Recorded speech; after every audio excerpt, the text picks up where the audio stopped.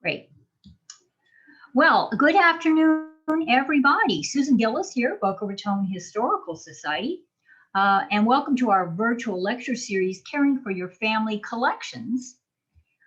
We have muted your microphone, so please don't unmute and don't join with video because we are recording this session, and we're going to provide a link of the recording to all our participants.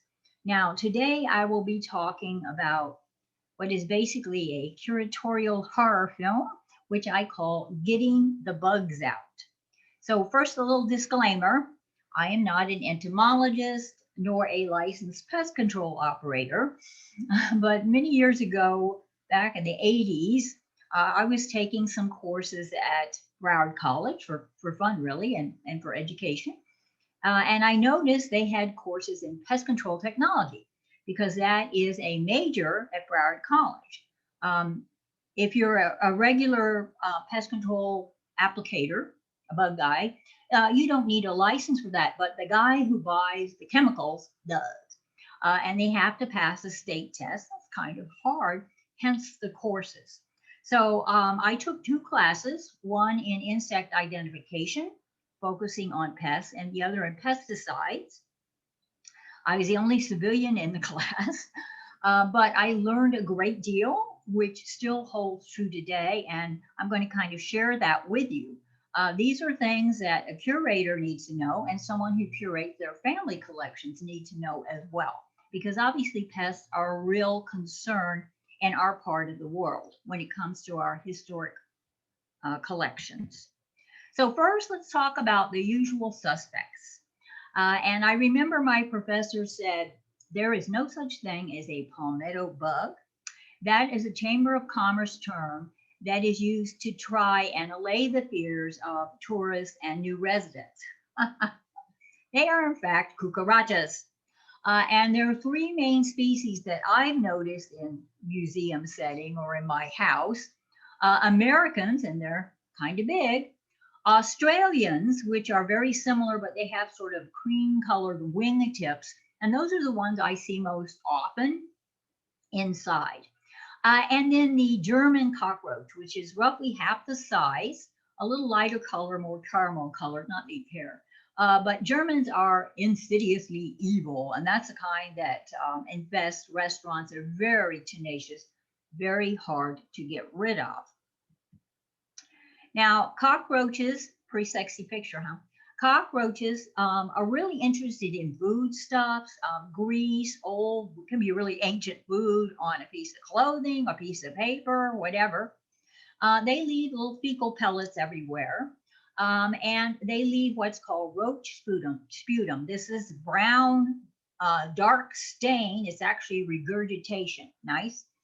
And when you try to remove it off a piece of paper or even a fabric, that whole, it just does not come off. The adhesion's so good. So you really want to avoid that. And then you can see in the larger photo, there are some egg casings. Now, that is where new roaches come from. So if you find them, please don't throw them in the trash can. Throw them outside or down the toilet or what have you. Of course, roaches, we all know, like the dark, and they like moist spaces. And the fact is, no matter how clean you are and what good pest management system you may have, they are lurking inside your nice hollow clay, your masonry walls, just waiting for the opportunity to move inside. Now, worse to me than cockroaches are these little bugs, silverfish. And if you look closely at them, they do kind of look like silverfish. They're segmented, they're pretty small. And none of these pictures do the color justice. They're kind of a gray colored, almost clear. You can almost see through them. They camouflage extremely well. They too like really moist conditions. They like the dark. They'll hide between the corrugations of a cardboard box. And they can really do a number on your paper stuff. At the top here, we have, it's the edge of an atlas, the inside of an atlas. And so the first page is glued to the atlas. And if you look closely, you can see the little bitty jaw marks. Oh my God, all along the edge there. And below is the inside of an old-fashioned notebook with the paper glued down, and whatever the adhesive was and the sizing on the paper, and that's what silverfish are interested in. Well, they obviously had a good old time gnawing away at that, and they will do that to your papers as well. Now let's talk about wood destroying pests, which we all know and fear. And first of all, we'll talk about termites. So there's three basic kinds we worry about in this part of the world. Subterraneans, and those are the kind that leave those mud tubes. And we do have them in South Florida. Formosans, which also are similar, they're very hard to get rid of. The legend is that they can chew through concrete. That's not true, but they are to be feared. And they leave, the example there is cartonized damage. In other words, that used to be a piece of wood. The Formosans got in there and they ate caves in there, and that's all debris and fecal matter from the Formosan termite, subterraneans here. Now, should you worry about them getting into your house? Yes, but they are unlikely to attack your personal papers or your antiques or whatever, because I think you would notice the mud tubes if they were crawling up your antiques. It's really more your structure that you're going to worry about with subs. On the other hand, these gals, and my teacher informed me that, you know, what, 95% of the insects you see are female after all. These gals are the ones you got to worry about, dry woods, because they, in fact, they love dry wood. And the way you might realize that you have dry wood infestation is you might see a cluster of wings in the windowsill. They breed in like April or May, around that time of year. I know I was sitting reading a book this year with the light on in the evening. They were attracted to the light, and all of a sudden these little flying insects come in. My cats go crazy. I catch one, uh-oh, and now my house has to be tented. So you might see the wings, you might see the critters. You will likely see frass, which is the fecal pellets and debris. You can see an example there from the kick-out hole. Underneath a piece of furniture, in a doorway, windows, frame, something like that. Or if you're unlucky enough to cut into a piece of wood that's infested, you'll see bazillions of these workers, or these little white wormy looking critters. And that's the ones that really do the gnawing. Now, frass reflects the color of the wood that the termite's eating. So usually it's this coffee ground. It really does look like coffee grounds. But it can also be mustard seed color, depending on what they're eating. Now, the good news is that just because you witness frass under a piece of furniture or a door frame or something, doesn't mean that it's a current infestation, because that frass stays in the channels that the little termites have eaten forever, unless it comes out one of those exit holes. So the way to test and see if you have a current infestation is you clean it up, put a piece of paper or a piece of fabric or something underneath the spot in question and see if it reappears. And if it does, then it's kind of time to call the exterminator. Hey, we have a problem.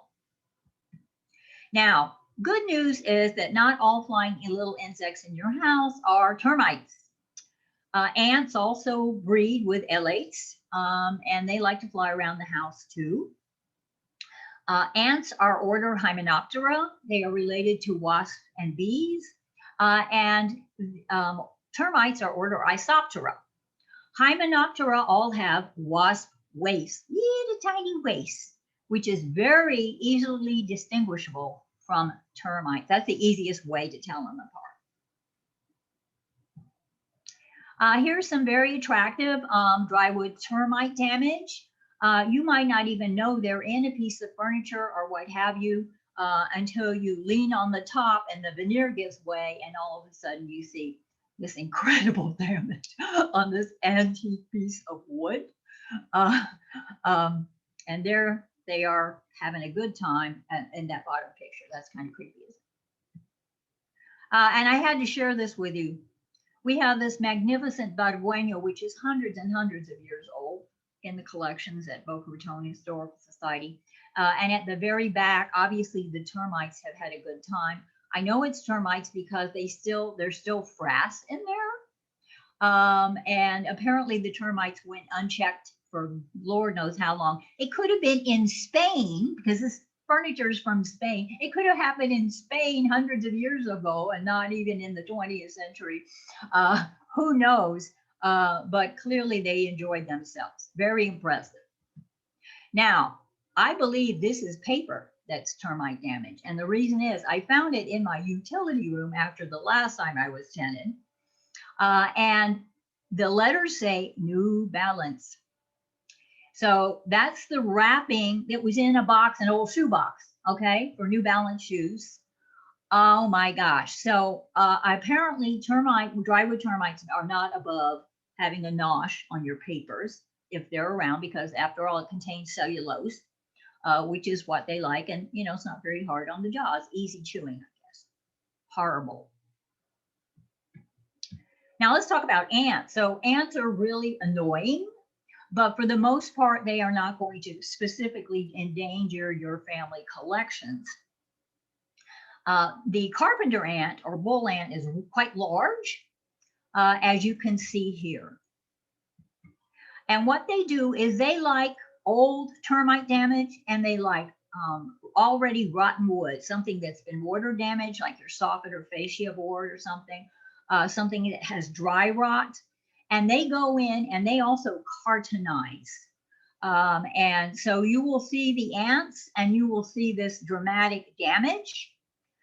Here's a difference between termite versus ant frass. Ant frass is really coarse, more like wood shavings or something.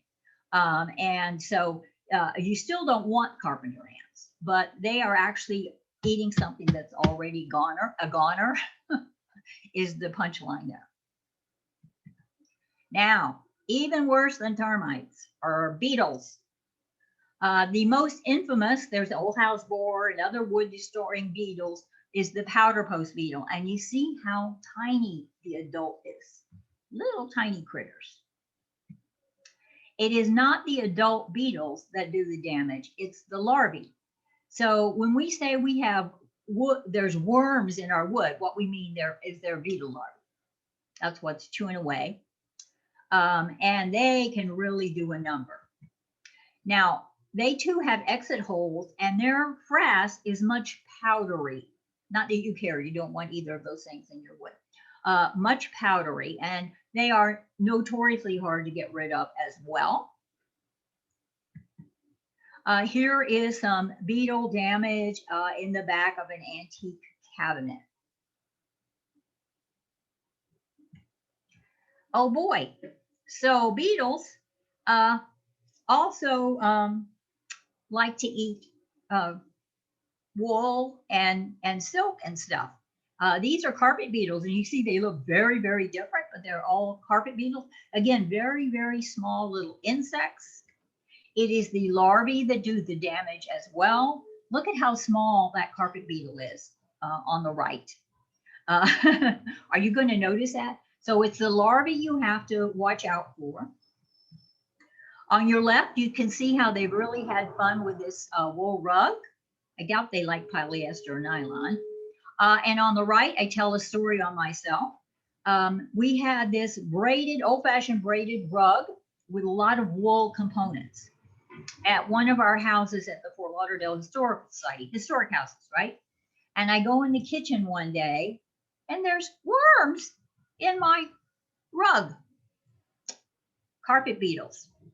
And they had just come in from outside, they do, and nobody told them, hey, you can't eat here. And there you go, disgusting. And we've all heard of clothes moths.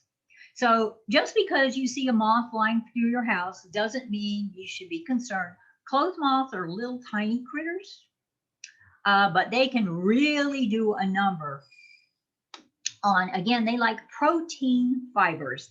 They, in other words, not plant-based. They like wool, they like silk, they like feathers, They like fur, anything that's hair from some kind of animal. And they too, it's the larvae that do the damage. And they can lurk in the back of your closet working on great grandpa's, military uniform. And there's really nothing you can undo there. So you really want to be cautious and try and prevent moth damage. Here's another picture. You see the size of the larvae, really tiny, really, really tiny. So you have to really be on patrol. Now, also, we have fungi, mildew, mold, and foxing. And we all know what a terrific problem this is in our environment here. So hot and humid, perfect conditions for these mold growths. On the left is just a perfectly impressive set of old shutters, wooden shutters that are covered with mildew. Because they were just left out in storage, covered with mildew. At the center, we have a mat, a paper, little picture that's framed with this mat. It has obviously been water damaged, and it has mildew. And to your right, if you look at those little brownish orange spots on my accession register, that's foxing.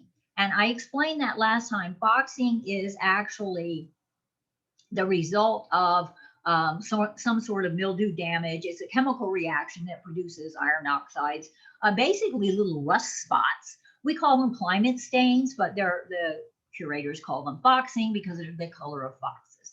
And of course, they get in your papers, they get on your antique, baby dresses and wedding gowns and all kinds of things. In fact, here is a very impressive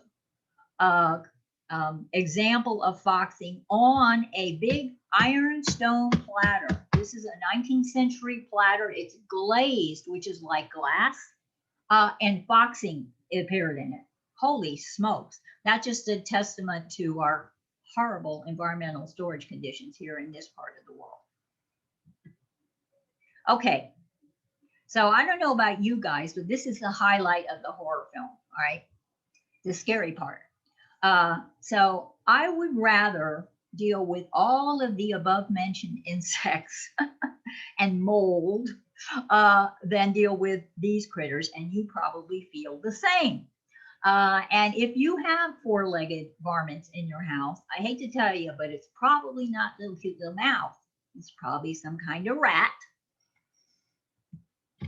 Oh boy, you really don't want them. They chaw big holes in things. And not only do they do that, they like to make nests out of anything available. At upper right, that used to be silk flowers remade into a rat nest. And at lower left, that used to be a lady's hat, a fancy hat. I don't know what interested them, but they chawed the heck out of it. Rats are mammals. They urinate and they leave pee and, of course, fecal matter places. Here's the good part. So this is how you can tell if you don't see the critter, but you suspect you have some kind of infestation, the difference between rat and roach droppings. Roach droppings are tiny and they're ridged because roaches are arthropods and they squeeze every last ounce of water out of everything that goes through their little digestive tracts. They have ridges on them. Rats and mice are rodents, so their poop looks like poop we're familiar with. Now, here's the good news. If there's white at the end, it's a lizard. Yay! Everybody would rather have a lizard than a rat in their house. Now, lizards are annoying and they can make a mess inside, but lizards and spiders are our friends. They're beneficial critters because they eat roaches. They don't eat rats, but they eat roaches and other insects. So I practice a catch and release policy for lizards and even a big spider whenever possible. I try not to squish them or kill them off inside. I try to free them to the outside world. Okay, so let's talk about preventive maintenance. And I tell a story on myself. So years ago, I went to World Bazaar, Pier 1. God bless Pier 1. There's no Pier 1 anymore, but an import store. And I bought an awesome, huge basket from Lord knows where, someplace in Southeast Asia, maybe. Brought it home to my house, looked really cool. And a few months later, I noticed there are little holes in it and frass coming out. So now I have introduced some exotic species of beetle from Lord knows what part of the world into my household. Don't do that. Also, along the same lines, we at the Historical Society many years ago, nice couple came in. They had a couple of boxes of material that they had salvaged out of their folks' house. Their folks had retired to Boca. They passed away. It was time to clean out the house. And they found, brochures and maps and things that we might be interested in. That happens quite a bit. So they come in, nice clean boxes and everything, put them on the table, out crawls a silverfish. They were mortified, and so were we. The point of the story is before you let any antique, anything in your house, or even a contemporary cardboard box, I don't care if it's from Amazon or what have you, check it before it comes in the house. Because silverfish do hide in between the corrugations. They hide under envelope flaps. So do roaches, and even, mice and rodents can come in boxes as well. So the major cause of infestation in your house is you, unfortunately. So do what you can to prevent this. Also, regular inspection of your collections, your family collections. Take a look at them once in a while. You can buy glue traps or silverfish traps that are very non-toxic and put them around, inspect those regularly. And also roach and ant baits, they aren't toxic, you shouldn't touch them.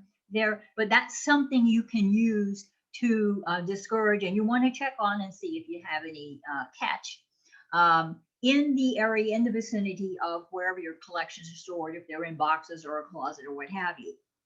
Always keep food and greasy fingers away from your family collections. This is what is the main attractant to pests of all sizes and species. If you can, you want to clean your vintage clothing before storing. Now, dry cleaning really is suitable for wool and silk primarily.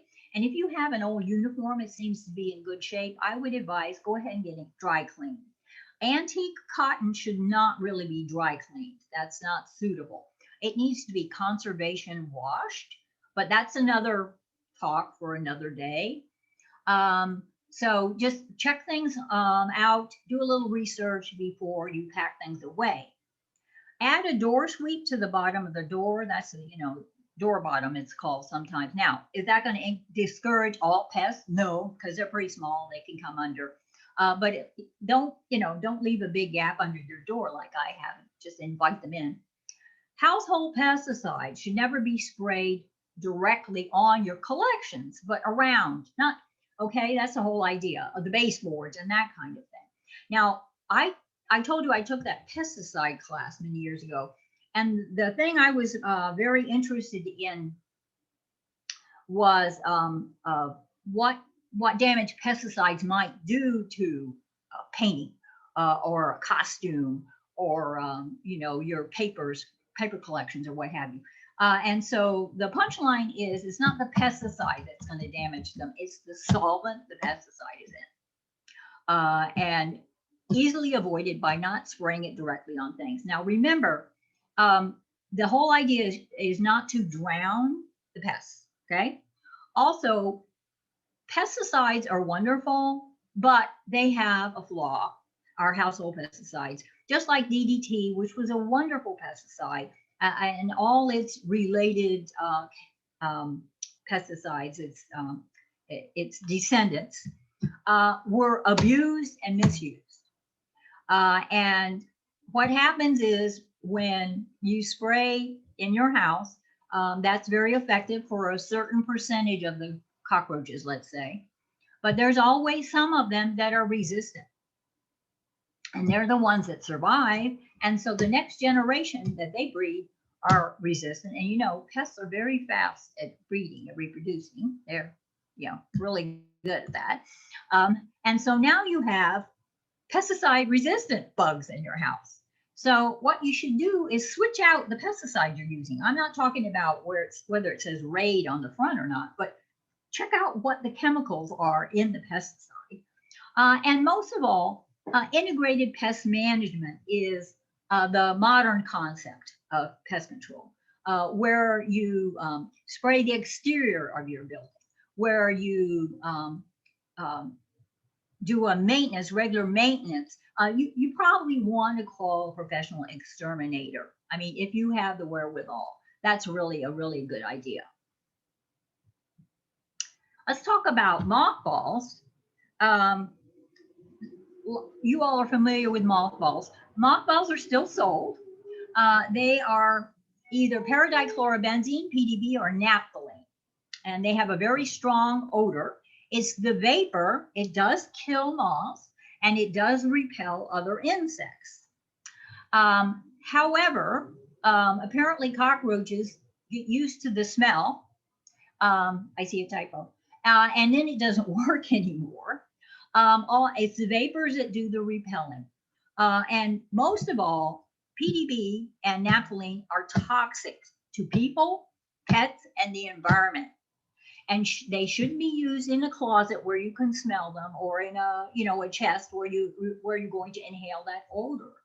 It's okay to use them in a closed container. But the problem is the mothballs themselves should not directly touch the objects like the antique costume or the papers. So you can't put them in a plastic bag, then they wouldn't vaporize, right?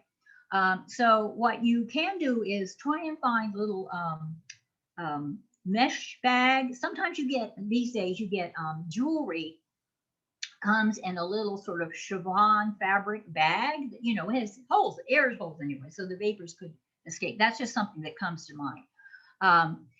But here's the other issue. What kind of closed container can you use? Well, it practically has to be plastic, doesn't it? And I really don't advise keeping things long term in plastic containers. You might want to do a repellent treatment briefly with, say, grandpa's uniform and mothballs in a plastic container. But long term, plastic containers can create a microclimate, and also cardboard, acid-free cardboard containers are hygroscopic and help absorb a lot of the moisture that we have in our climate, even in our air-conditioned climate. So they really are preferable. So generally speaking, I would suggest you avoid mothballs, and definitely don't use them outside to repel iguanas or what have you. They're just not at all good for the environment. You don't want that stuff in your ground or near you or your pets. Termites and wood destroying beetles. Antique furniture can be individually fumigated. You call your company. And most exterminators these days offer spot treatment for your house. But I know my folks have had spot treatment 2 or 3 times. I have as well. It's not sufficient. The frass reappears, the wings reappear. The fact is, the only sure way of getting rid of dry woods is to tent the house, which is a pain. You have to leave the premises. You have to remove like your food and your pets and yourself and your medications and everything. But that's the only sure way of getting rid of dry woods. And that's not something that you can do without professional help. Rodents, rat traps, a good idea, inside and out. Secure their possible entry points like vents, particularly in the roof. They can make their way through pretty tall, small holes.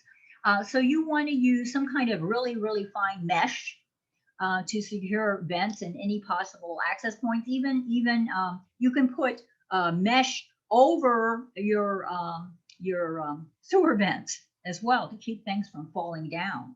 I saw a thing on TV where a lady had an iguana in her toilet because it had fallen through the vent. And that's how it got in.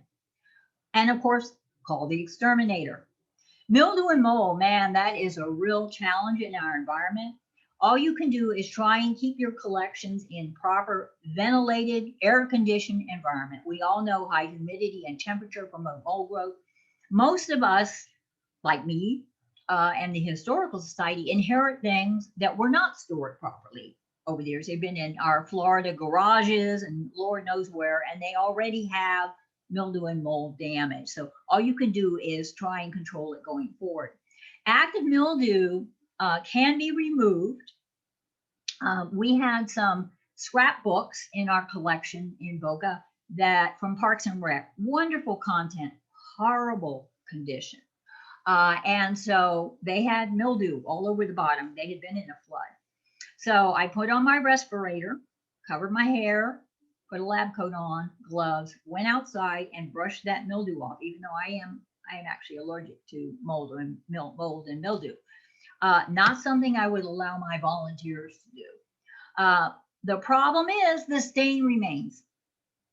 And a professional paper conservator can often remove the stain, but it is quite expensive. So that's something you would do to something that's very special, but not something you're going to do on a massive basis. Remember that mold's not good for you either. So that concludes my chat. I want to share you, I love the far side, and we're also sad it's gone. And they apparently, Gary Larson really liked bugs because it was the theme of many of his cartoons. And here we have Saturday Morning in the Cockroach Household. And Mrs. Cockroach says, I can't handle it anymore, Ed. The kids are everywhere in the kitchen, running on the floor, across the counter, behind the fridge, under the stove. In a moment, I'm just going to start smashing them myself. Oh, if it were only true. So thank you for joining us for Caring for Your Family Collections. And we hope you will join us for our next virtual lecture series. Bye for now.